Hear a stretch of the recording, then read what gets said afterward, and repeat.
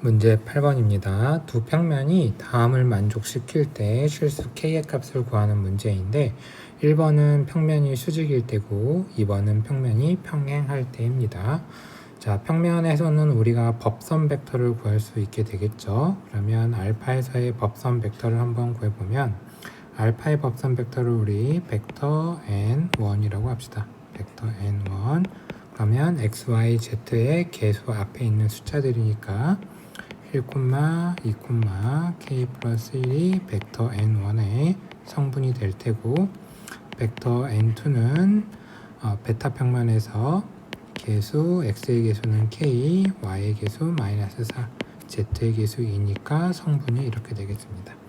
자, 1번은 두 평면이 수직이라고 얘기했으니까 법선 벡터가 수직이면 되겠죠. 즉 벡터 n1과 벡터 n2가 수직일 테고 벡터가 수직이니까 내적의 값이 0이다라는 사실을 이용하면 되겠습니다. 그래서 각각의 성분끼리 곱해주면 1 곱하기 k, 2 곱하기 마이너스 4, 그 다음 k 플러스 1과 2를 곱하면 되니까 2배의 k 플러스 1이 0이다라고 써주면 되겠습니다. 이거 계산해 주니까 지금 3k 마이너스 6인데 마이너스 6을 이항시키면 6이 될 테고 그러면 따라서 k는 2가 되겠네요. 자, 이번에는 평행인데 자, 평행이라고 하는 것은 항상 실수배를 떠올리라고 얘기를 했죠. 즉 벡터 n1과 벡터 n2가 평행이면 되겠습니다. 그럼 실수배를 해주면 되는 거니까 지금 벡터 n1과 벡터 n2 전부 다 문자를 다 갖고 있으니까 어느 쪽에 곱해도 문자를 곱해도 상관없겠네요. n2 쪽에다가 곱하도록 합시다. 실수 m을 곱했다라고 생각을 해주면 이렇게 될 테고 그러면 벡터 n1의 성분은 변화가 없으니까 그대로 적어주면 1, 2, k 플러스 1이 될 테고 벡터 n2 쪽에는 m을 곱했으니까 mk 마이너스 4m에 2m이 되겠습니다. 자, 같은 성분끼리 같아주면 되겠죠. 그래서 1과 mk가 같아주면 될 테고 2하고 마이너스 4m이 같아주면 될 테고 k 플러스 1과 2m이 같아주면 되겠네요. 문자가 두 개인데 식이 세 개니까 하나는 필요 없게 되겠죠. 간단한 것부터 우리 먼저 계산하도록 합시다. 당연히 제일 간단한 것은 마이너스 4m이 2n인 게 되겠죠. 마이너스 4m이 2인 게 제일 간단하겠습니다. 따라서 m이 마이너스 2분의 1이 될 테고 그리고 x성분끼리도 같아야 되니까 1은 mk가 될 테고 m을 마이너스 2분의 1이라고 해놨으니까 마이너스 2분의 1k가 1이 되면 되겠습니다. 따라서 찾고자 하는 k는 마이너스 2, 즉 평면이 평행할 때는 k의 값이 마이너스 2가 되겠습니다. 문제 9번입니다. 점과 평면 사이의 거리를 구하는 문제인데 공식만 알고 있으면 대입해서 바로 구할 수 있습니다. 공식을 먼저 적어놨는데 점 A, x1, y1, z1에서 평면 알파 ax 더하기 by 더하기 cz 더하기 d는 0일 때 거리 공식은 다음과 같습니다. 지금 여기서 a, b, c는 전부 x의 개수, y의 개수, z의 개수인 거고 분자 같은 경우에는 이 점을 평면에다가 대입해서 얻어서 절대값을 씌워주면 됩니다. 자, 그거를 그대로 따라서 한번 해보도록 합시다. 1번 같은 경우에는 거리 d를 우리 대문자 d라고 한번 써보도록 합시다. 그렇게 되면 루트의 x의 개수 3의 제곱, y의 개수 4의 제곱에 그 다음 z의 개수 마이너스 5의 제곱이 될 테고 0,0,0을 대입하면 3,0이죠. 3 곱하기 0이죠. 그 다음 4 곱하기 0에 마이너스 5 곱하기 0 빼기 5 절대값이 되겠습니다. 그러면 분모가 9 더하기 16 더하기 25니까 루트 50 얘는 정리하면 5 루트 2가 될 테고 분자는 0, 0, 0이니까 마이너스 5의 절대값 5만 남게 되겠네요. 약분해주고 유리화해주면 2분의 루트 2가 되겠습니다. 자, 2번도 똑같은 방식으로 거리를 계산해보면 x의 개수가 이번에는 1이네요. 그래서 1의 제곱에 y의 계수 2의 제곱, z의 계수 3의 제곱입니다. 자, 아까처럼 차례대로 대입하면 마이너스 1 대입해주고 y에도 마이너스 1 대입해주고 z는 플러스 1을 대입해줍니다. 그리고 더하기 14가 되겠네요. 자, 분모가 루트 14가 될 테고 분자가 지금 보면 마이너스 1, 마이너스 2, 플러스 3이어서 이거 다 더해주면 그냥 0이 돼서 14만 남게 됩니다. 그래서 유리화 해주면 거리는 루트 14가 되겠습니다. 문제 11번입니다. 벡터를 이용하여 두 점 A, B를 지름의 양 끝점으로 하는 구의 방정식을 구하는 문제입니다. 자, 구의 방정식을 지금 선생님이 구하기 위해서 그림을 그려놨는데 이때 구 위의 점을 우리 P라고 가정하도록 합시다. 그래서 여기를 우리가 구해야 되니까 X, Y, Z라고 자 이렇게 한번 써보도록 하겠습니다. 그러면 수업 시간에도 한번 강조했는데 지금 PAB 같은 경우에는 어쨌든 한 원 위에 있는 거죠. 이게 P가 뭐 돌아다니긴 하겠지만 어떻게 P를 돌리더라도 우리는 PAB가 전부 다 한 원 위에 있게 그릴 수 있게 한 원 위에 있게 할 수 있게 됩니다. 자, 그럼 이렇게 된다는 뜻인데 그때 우리 원의 성질에 의해서 지름에 대한 원주각이 항상 얼마가 된다라고 얘기했죠? 이건 항상 2분의 파이가 된다라고 얘기했죠. 이거 항상 중요하다고 얘기했었습니다. 그래서 여기가 지금 2분의 파이입니다. 따라서 벡터 AP랑 벡터 BP가 지금 항상 수직이 된다는 얘기인데 수직이 나왔으니까 뭘 쓰겠어요? 내적을 한 값이 0이다라는 것을 아마 쓰게 되겠죠. 그러면 내적을 이용할 건데 우리가 A와 B와 P를 지금 좌표로 알고 있으니까 얘네를 성분으로 표시해주면 좋을 것 같습니다. 그래서 벡터 AP를 성분으로 표현해주면 P가 X, Y, Z니까 X 플러스 1에 Y 마이너스 2에 Z 마이너스 4가 된다라고 얘기했고 벡터 BP는 X 마이너스 1에 Y 마이너스 4에 Z 플러스 2 이렇게 되겠죠. 그러면 내적한 값이 0이라고 얘기했으니까 내적을 해보면 벡터 AP와 벡터 BP를 내적을 하자. 그럼 같은 성분끼리 곱해주면 되니까 X 플러스 1과 X 마이너스 1을 곱해야 되겠죠. 그리고 Y 마이너스 2와 Y 마이너스 4를 곱해주고 Z 마이너스 4와 Z 플러스 2를 곱해줘야 되겠습니다. 자, 전개 한번 해보도록 합시다. 그럼 여기는 X의 제곱 마이너스 1이고 Y쪽은 Y제곱 마이너스 6Y 더하기 8을 좀 뒤쪽에다 적도록 할게요. 그리고 Z의 제곱에 역시 마이너스 2Z 그 다음 마이너스 8을 이쪽에다가 적도록 합시다. 자, 이렇게 적도록 하겠습니다. 근데 지금 해놓고 났더니 8과 마이너스 8은 일단 사라지게 되겠네요. 얘를 이제 표준형으로 우리 한번 만들어 보도록 합시다. X의 제곱은 그대로 놔두고 그리고 Y제곱이 완전 제곱씩 되는데 얼마가 필요하죠? 플러스 9가 필요하겠죠. 그 다음 Z의 제곱 마이너스 2Z 플러스 1은 얼마가 필요해요? 플러스 1이 되겠죠. 그러면 더한 만큼 그대로 빼줘야 되니까 여기에 마이너스 9와 마이너스 1이 필요하겠습니다.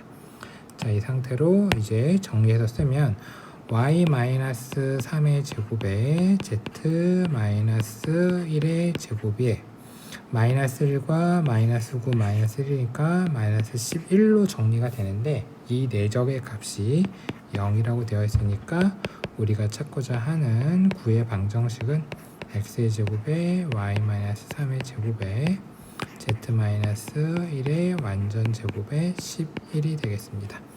여기서 우리가 지금 내적의 값을 이제 0으로 계산을 할 때 P가 지금 9 위에 있다라고 얘기를 했는데 이 P가 A 또는 B와 일치해도 이 식은 성립하게 됩니다. 왜 그렇게 되냐 하면 벡터 AP가 A와 P가 일치하게 되면 무슨 일이 발생되죠? 시점과 종점이 일치하니까 벡터 AP가 0벡터가 돼버리게 되겠죠. 그러면 당연히 내적해줘도 0이 됩니다. 마찬가지로 B와 P가 일치해도 벡터 BP가 0벡터가 돼버리기 때문에 역시 내적의 값이 0이 되기 때문에 P가 A와 일치하느냐 일치하지 않느냐는 중요한 문제가 아닌 게 되겠습니다. 그래서 내적하면 0 된다를 이용해서 구의 방정식을 구할 수 있습니다. 생각 넓히기 문제입니다. 이 문제는 좌표 공간에서 평면과 구가 접할 때 그 접점의 좌표를 구하는 방식을 알려주는 문제입니다. 좌표 공간에서 중심이 C 1,0,1이고 반지름의 길이가 3인 구가 있다고 합니다. 그리고 H가 지금 접점인데 H가 지금 문제에서 접점입니다. H 접점. 우린 이 접점의 좌표를 구하는 게 우리의 목표입니다. 그때 평면 2x 플러스 2y 더하기 z 마이너스 12는 0과 접할 때 좌표를 구하여라. 자, 1번은 평면 알파의 법선 벡터 n에 대해서 벡터 ch가 t 벡터 n임을 이용하라고 되어 있습니다. 그러면 벡터 ch를 먼저 한번 구해보도록 할 건데 벡터 ch는 h도 지금 주어져 있고 c도 주어져 있죠. 그래서 벡터 OH에서 벡터 OC 즉 성분끼리 빼주면 되는 거니까 x1 마이너스 1에 y1에 z1 마이너스 1이라고 써주면 되겠습니다. 그리고 평면의 법선 벡터 n은 x의 개수 2, y의 개수 2, z의 개수 1을 데리고 오면 되겠죠. 자, 문제에서 실수배해서 같다라고 되어 있으니까 t 벡터 n 실수배를 해보도록 합시다. 그렇다면 2t 역시 2t 여기는 t가 되겠죠. 같은 성분끼리 그냥 같다라고 계산해주면 되는 거니까 이렇게 갖고 자 z1-1과 t가 같으면 되는 거니까 그냥 정리해서 써주면 되겠네요. 따라서 1번의 답은 x1은 2t 플러스 1이 되겠죠. 그리고 y1은 2t가 되겠습니다. 그리고 z1은 t 플러스 1이라고 돼서 h의 좌표가 바로 2t 플러스 1에 2t에 t 플러스 1 이렇게 되겠습니다. 2번은 h가 평면 알파 위의 점임을 이용하라고 되어 있는데 우리가 누가 누구 위의 점이라는 얘기는 대입하라는 뜻이라고 수업 시간에 여러 번 얘기했었죠. 즉 h라는 점이 알파 위의 점이니까 알파에다가 대입을 해주면 되겠습니다. 그럼 차례대로 대입해주면 x가 2t 플러스 1이니까 2t 플러스 1 x에 대입해주고 y가 2t니까 y에다가 2t 대입해주고 z에다가 t 플러스 1을 대입해주면 이렇게 될 테고 이게 평면 위의 점이니까 만족할 겁니다. 자, 전개해주면 4t 플러스 2에 그 다음 다시 4t 더하기 t 플러스 1 마이너스 12가 0이 돼서 t끼리 계산해주면 9t 숫자끼리 계산해주면 9가 되니까 t의 값이 1이 되겠네요. 따라서 이 t를 h 바로 여기다가 대입을 해주면 접점의 좌표 3,2,1을 찾을 수 있습니다. 스스로 확인하기 5번 문제입니다. 구 위의 점 P와 평면 위의 점 Q에 대하여 벡터 PQ의 최소값을 구하는 문제입니다. 지금 그림을 그려놨는데 C의 좌표는 구의 중심일 테니까 C는 1, 0, 마이너스 2가 되겠죠. 자, P와 Q가 각각 구와 평면 위의 점인데 벡터 PQ를 우리 다시 한번 좀 재구성해서 한번 적어보도록 하겠습니다. 자, 벡터 PQ는 구의 중심 C를 이용해서 벡터 PC 더하기 벡터 CQ라고 쓸 수 있게 되겠죠. 자, 벡터 PQ는 한번 그림으로 표현해보면 벡터 PQ는 어떻게 표현한 거죠? 벡터 PC로 갔다가 벡터 CQ로 간 걸로 표현했습니다. 자, 삼각형 PCQ가 지금 삼각형을 이루고 있는 상황인데 벡터 PQ의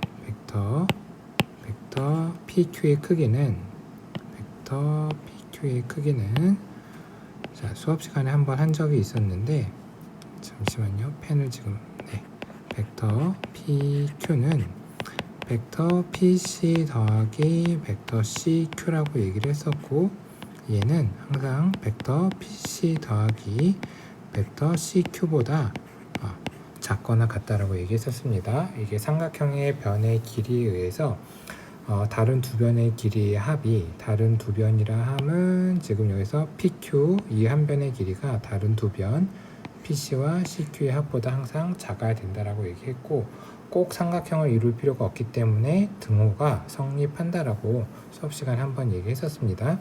근데 이거의 관점을 지금 바꿔보게 되면 얘는 CQ의 합이 벡터 CQ의 합이 누구보다 작거나 같냐 하면 다른 두 변 벡터 PC와 벡터 PQ의 크기의 합보다 작거나 같게 됩니다. 근데 우리가 지금 필요한 게 벡터 PQ니까 벡터 CQ에서 벡터 PC의 크기를 빼면 이게 벡터 PQ의 크기보다 작거나 같고, 그리고 얘는 벡터 PQ는 벡터 PC 더하기 벡터 CQ의 크기보다 작거나 같습니다. 사실 우변 쪽은 지금 선생님이 써놓긴 했는데 얘는 지금 문제 푸는데 사실 필요가 없습니다. 왜냐하면 우리가 찾아야 될 것은 최소값이기 때문에 필요한 부분은 바로 이 부분이고, 그리고 최대값은 애초에 찾을 수 없겠죠. 직관적으로 생각해봐도 Q가 계속 멀어지면 되기 때문에 당연히 무한대가 나올 거기 때문에 최대값은 존재하지 않게 됩니다. 그래서 벡터 PQ의 크기는 최소값이 CQ의 길이에서 PC의 길이를 빼주면 되는데, PC의 길이가 지금 어떻게 되어 있냐면 얘는 반지름으로 고정되어 있는 값입니다. 고정되어 있는 값이니까 최소가 되기 위해서는 결국 우리가 뭘 찾아주면 되냐 하면 바로 벡터 CQ의 최소값을 찾아주게 되면 벡터 PQ의 최소값을 찾게 되겠죠. 그런데 한 점에서부터 한 평면에 이르는 거리가 한 평면 위의 점까지의 거리가 최소가 되기 위해서는 당연히 직선과 점과 평면 사이의 거리를 재주면 되겠죠. 어떻게? 바로 수직으로 재면 되기 때문에 Q가 이렇게 될 테고, 이 CQ는 바로 점과 직선 사이의 거리, 즉 구의 중심에서부터 평면까지의 거리를 계산해 주면 되겠습니다.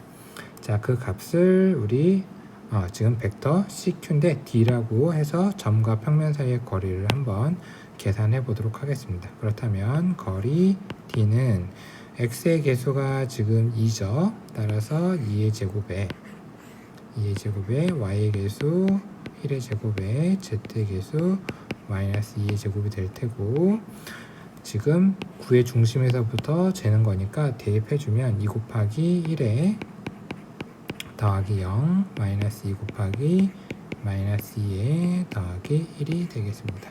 분모는 계산해주면 3이 될 테고, 분자가 계산해주면 얼마가 되는 거죠? 분자가 7이 되나요? 네, 분자가 지금 7이 되겠습니다. 그래서 거리 D가 3분의 7이 되겠습니다. 그러면 자, 최소값은 어떻게 되는 거예요? 벡터 PQ의 크기는 바로 어떻게 되겠다? 벡터 CQ의 최소값 3분의 7에서 벡터 PC의 크기는 반지름으로 고정됐다고 했고, 반지름은 1이니까 이렇게 되겠죠. 그래서 최소값이 얼마? 3분의 4라고 계산할 수 있습니다. 스스로 확인하기 6번 문제입니다. 중심이 0,2,3이고 반지름의 길이가 루트 14라고 되어 있습니다.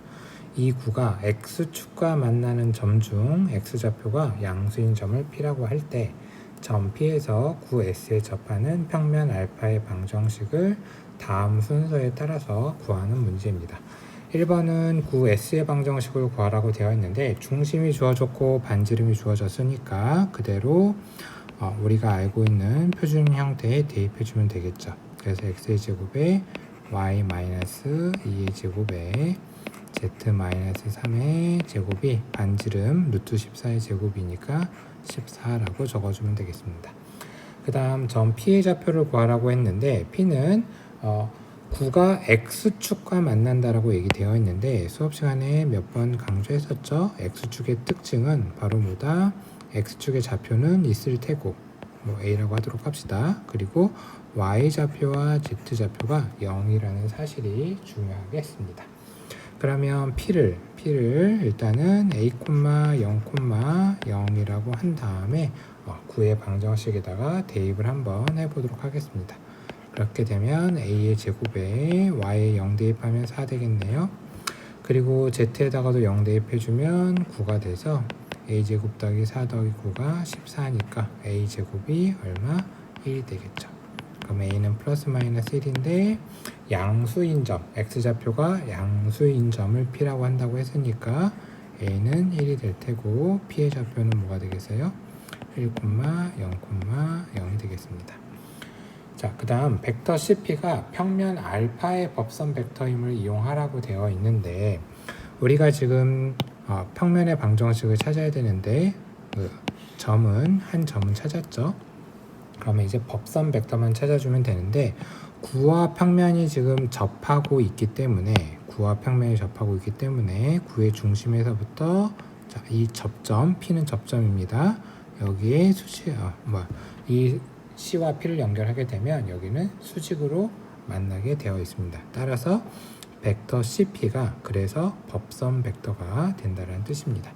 그러면 벡터 CP를 구해주면 되는데 C의 좌표도 알고 P의 좌표도 지금 알고 있죠. 그래서 벡터 CP를 우리가 성분으로 표현할 수 있겠습니다. 그래서 1,0,0에서 0,2,3을 같은 성분끼리 빼주게 되면 1에 마이너스 2에 마이너스 3 해서 법선 벡터를 찾을 수 있겠습니다.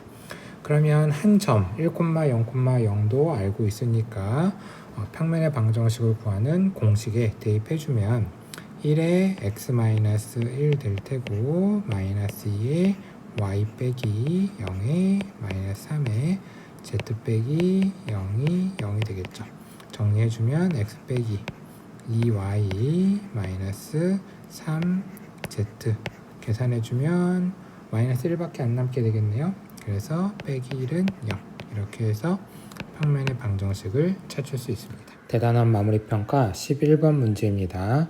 두 직선을 모두 포함하는 평면의 방정식을 구하는 문제인데 그림을 잠깐 이렇게 보면 자, 이 직선을 L1 그리고 이 직선을 L2라고 얘기를 했을 때 L1과 L2를 모두 포함하는 평면의 방정식을 구하라는 문제인 거죠. 근데 우리가 평면의 방정식을 구할 때는 우리가 수업 시간에 배운 방식은 일단은 한 점이 필요합니다. 그리고 이 평면의 수직인 법선 벡터가 필요하겠죠. 그럼 일단 한 점을 먼저 찾도록 할 건데 L1과 L2가 모두 우리가 찾고자 하는 평면에 포함되어 있으니까 L1 또는 L2에서 마음에 드는 직선 중에서 한 점을 그냥 찾아주면 되겠습니다. 자, 우리 L1에서 한 점을 찾도록 합시다. 그 점을 A라고 얘기를 했을 때 제일 쉬운 점은 일단 X에다가 1을 넣어서 이 값을 0을 만들어 주게 되면 다 0이라는 뜻이니까 Y가 0이 될 테고 3분의 Z 플러스 2도 0이 돼야 되니까 Z는 마이너스 2가 되겠죠. 그래서 한 점은 찾게 되었습니다. 이제 법선 벡터를 찾을 건데 법선 벡터는 평면의 수직이다 보니까 당연히 직선 L1과도 수직일 거고 직선 L2와도 수직일 겁니다. 수업 시간에 얘기했었죠. 우리는 지금 벡터에서 도형들을 다루고 있기 때문에 직선이 주어지면 일단은 방향 벡터부터 찾으라고 얘기했었습니다. 자, L1의 방향 벡터를 벡터 U1이라고 하고 L2의 방향 벡터를 벡터 U2라고 한번 해보도록 합시다. 그러면 벡터 U1은 X의 개수 1이니까 2 대입하면 될 테고 Y의 개수가 지금 1이 아니라 마이너스 1이죠. 그러니까 그거 감안해서 마이너스 1 데려오고 Z의 개수가 1이니까 3 데려오면 되겠습니다. 그리고 벡터 U2 방향 벡터는 X의 개수 1이니까 분모에 1 데려오면 될 테고 1이 생략되어 있는 거죠. 그 다음 2 데려오고 Z쪽에서도 2라는 성분을 이렇게 데려오면 되겠습니다. 그래서 방향 벡터를 찾았고 이제 법선 벡터를 우리가 벡터 n이라고 한 다음에 얘를 성분을 a, b, c라고 한번 해보도록 합시다. L1과 L2와 모두 수직이어야 되니까 어떻게 돼야 되냐면 벡터 n과 벡터 u1 내적하면 0이 돼야 되겠죠. 그래서 이 식을 이용하게 되면 2a-b 더하기 3c가 0이 되겠습니다. 같은 성분끼리 곱해준 거죠. 자, 이번에는 벡터 n과 벡터 u2도 역시 내적이 0이 되어야겠습니다. 그래서 이 식을 이번엔 이용하게 되면 x 성분끼리 곱하면 a, y 성분끼리 2b, z 성분끼리도 2c네요. 그래서 내적해주면 0이 되겠습니다. 자, 지금 문자가 3개인데 식이 2개밖에 안 나왔죠. 이럴 때는 한 문자로 식을 정리해 보면 되겠습니다. 지금 이 식을 1번이라고 하고 이 식을 2번이라고 합시다. 1번식에다가 2를 곱해서 2번을 한번 더해 보도록 하겠습니다. 그러면 1번식은 4a 빼기 2b 더하기 6c가 0이 될 테고 a 더하기 2b 더하기 2c가 0이니까 변변 더해주면 5a 더하기 8c가 되겠죠. 이건 사라질 테고 그 8c 우변으로 넘겨주면 5a는 마이너스 8c가 되겠습니다. 따라서 a는 마이너스 5분의 8c가 되겠습니다. 물론 c는으로 표현해도 상관은 없습니다. 자, 이제 이 식을 우리 마음에 드는 식에다가 하나 대입하도록 합시다. 자, 이번에는 여기다가 대입해 보도록 할게요. 그럼 마이너스 5분의 8c 더하기 2b 더하기 2c는 0이 될 테고 50 곱해주면 마이너스 8c 더하기 10b 더하기 10c가 0이 될 테니까 얘는 정리해주면 b는 마이너스 5분의 1c가 되겠습니다. 그래서 법선 벡터가 지금 어떻게 표현되냐 하면 법선 벡터는 자, a는 마이너스 5분의 8c가 되겠죠. 그리고 b는 마이너스 5분의 1c일 테고 자, z 성분은 그냥 c가 되겠죠. 여기서 c는 0일 수 없겠죠. 법선 벡터가 0벡터가 아니니까. 그러면 여기서 벡터 n을 우리가 마이너스 5분의 8c, 마이너스 5분의 1c, c라고 얘기했지만 법선 벡터를 우리가 더 간단하게 나타낼 수가 있습니다. 어차피 실수배니까 선생님이 벡터 n이라고 얘기했었지만 얘를 우리 새로운 법선 벡터를 벡터 n1이라고 한번 해보도록 합시다. 그렇다면 얘를 마이너스 5분의 8 일단 c를 한번 빼도 차례대로 가보도록 할까요? 차례대로 가겠습니다. 자, 이 식에서 처음 주어진 식에서 마이너스 5분의 1 c를 다 앞으로 빼내도록 하겠습니다. 그럼 여기는 8이 될 테고 여기 1이 될 테고 여기 마이너스 5가 되겠죠. 그런데 마이너스 5분의 1 c라는 거는 뭐예요? 이거는 실수배인 거죠.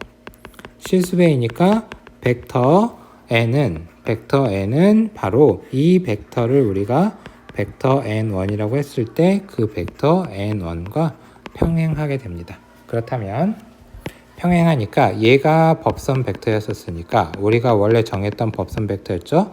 얘도 똑같이 그 평면의 법선 벡터로 사용해도 아무 문제가 없습니다. 그래서 이왕이면 문자가 있는 것보다는 더 간단한 벡터 n1을 데리고 오도록 합시다. 1, 8, 1, 마이너스 5라고 이렇게 데리고 오면 되겠죠.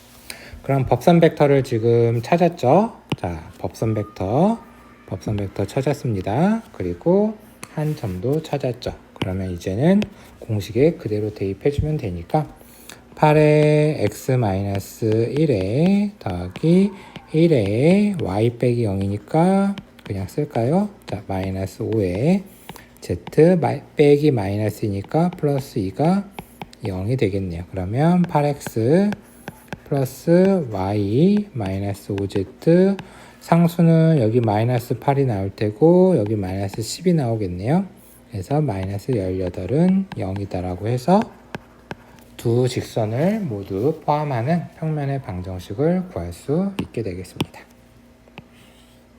대단원 마무리평가 12번입니다. 좌표 공간 위의 점 A 0,3,4와 벡터 AP의 크기가 2를 만족시키는 점 P에 대하여 벡터 OP의 크기의 최대값을 구하시오. 단 O는 원점이다.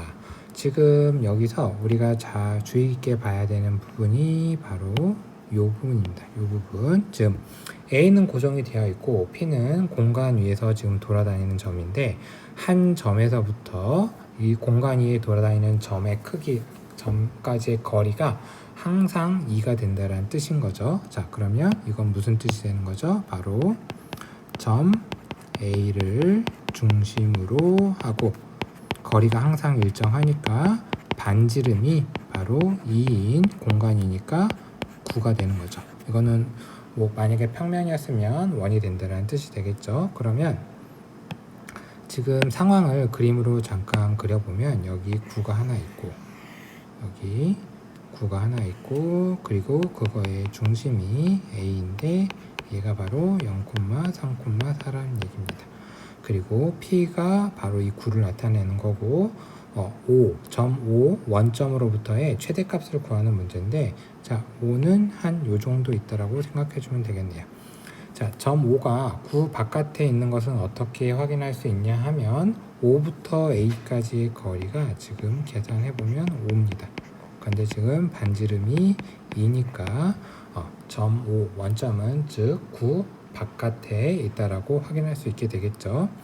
우리가 9나 원 바깥에 있는 한 점에서부터 9 또는 원 위에 점의 최대값 또는 최소값을 구할 때는 중심에서부터 그 점까지의 거리를 구한 다음에 반지름을 빼주면 된다라고 우리가 배웠었죠. 그래서 벡터 OP의 최대값은 이거의 최대값은 우리가 어떻게 계산할 수 있냐 하면 방금 설명한 대로 5에서부터 반지름 9의 중심 5A까지의 거리에다가 반지름 2를 더해주면 되겠습니다.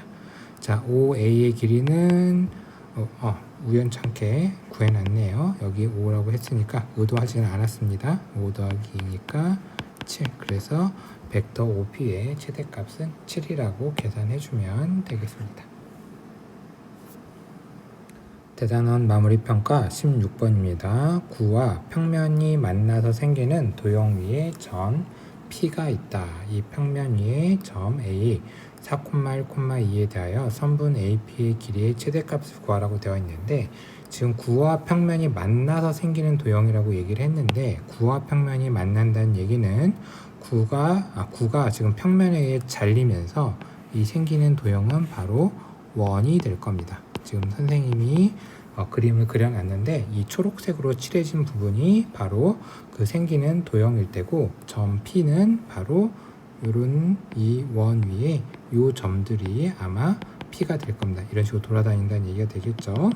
자, 그래서 P가 어떤 도형 위에 있는지는 확인을 했고 이 평면 위의 점에 대하여 선분 AP의 길이를 최대값을 구하라고 했는데 지금 원에서부터 원 바깥의 한 점에 대하여 최대값을 구하는 문제이니까 뭘 찾아야 되겠어요?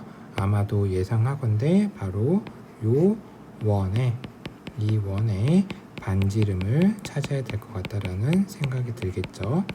지금 선생님이 점 A가 9 바깥에 있는 걸로 그렸는데 이걸 확인하는 방법은 AC의 길이를 구한 다음에 반지름보다 크냐 작냐로 비교를 하면 됩니다. 근데 AC의 길이를 구해보면 반지름보다 크기 때문에 9 바깥에 있는 것을 쉽게 알 수 있습니다. 자, 원의 반지름을 구할 건데 우리가 지금 평면이 있고 9의 한 점이 주어졌는데 우리가 이 위치를 C에서부터 A에다가 내린 수선의 발을 만약에 H라고 얘기하게 되면 CH는 점과 평면 사이의 거리니까 CH의 길이를 구할 수 있게 됩니다. 자, 그래서 첫 번째로 CH의 길이를 한번 구해보도록 하겠습니다. 얘는 점과 평면 사이의 거리니까 공식을 적용하게 되면 평면에 x의 계수 1의 제곱에 y의 계수 2의 제곱에 z의 계수 마이너스 2의 제곱이 되겠습니다.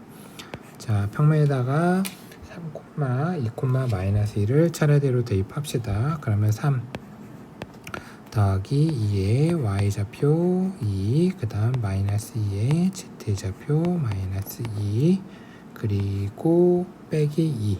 자, 여기 절대값이 되겠네요. 그렇다면 분모는 3이 될 테고 분자가를 계산해 보면 3 더하기 4에 더하기 4 빼기 2니까 9네요. 자, 여기 9가 되겠습니다. 그래서 CH의 길이가 3이 됩니다. 자, 지금 우리가 이 길이를 3이라고 구해놨어요. 그러면 아까 뭐라고 했죠? 원의 반지름을 구하고 싶은데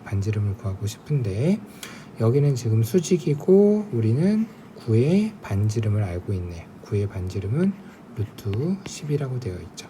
자, 여기를 편의상 뭐 A는 있네요. B라고 할까요? 자, B라고 하게 되면 그러면 BH 즉 반지름의 길이는 BH 반지름의 길이 제곱은 우리가 CB의 제곱에서 피타고라스 정리 써주면 되겠죠. BH의 제곱을 빼주면 되겠습니다. 그렇다면 BH가 아니죠. CH의 제곱이죠. CH의 제곱을 빼주면 되는데 10 빼기 9니까 1이 돼서 반지름이 뭐가 되겠다? 1이 되겠습니다. 원의 반지름은 1이라고 구할 수가 있습니다. 이제 반지름은 구했으니까 우리가 뭐 하면 되겠어요? 최대값을 구하기 위해서는 바로 A에서부터 H까지의 길이를 구한 다음에 1을 더해주면 반지름을 더해주면 최대값이 되겠죠. 그런데 AH의 길이를 구하는 것도 역시 마찬가지가 되겠네요. 자, AH의 길이는 여기도 역시 직각삼각형일 테니까 우리가 AC의 길이를 구한 다음에 AH의 길이를 구해주면 되겠습니다. 자, 그래서 AC의 길이를 한번 구해보도록 합시다. 자, AC의 길이는 그냥 두 점 사이의 거리가 되겠네요. 4 빼기 3의 제곱에 1 빼기 2의 제곱에 2 빼기 마이너스 2의 제곱이니까 자, 2 더하기 2의 제곱이 되겠죠. 그러면 1 더하기 1 더하기 16 루트 18이니까 3 루트 2가 되겠습니다. 따라서 AH의 제곱은 AC의 제곱에서 CH의 제곱을 빼주면 될 테고 18에서 9를 빼주면 되니까 여기도 9가 돼서 따라서 AH의 길이가 정수 나오네요. 3이 되겠습니다. 따라서 선분 AP의 길이의 최대값은 어떻게 되는 거죠? AH의 길이 즉 A에서부터 중심까지의 거리의 반지름의 길이 1을 더한 거니까 최대값은 4가 되겠습니다. 따라서 최대값 4.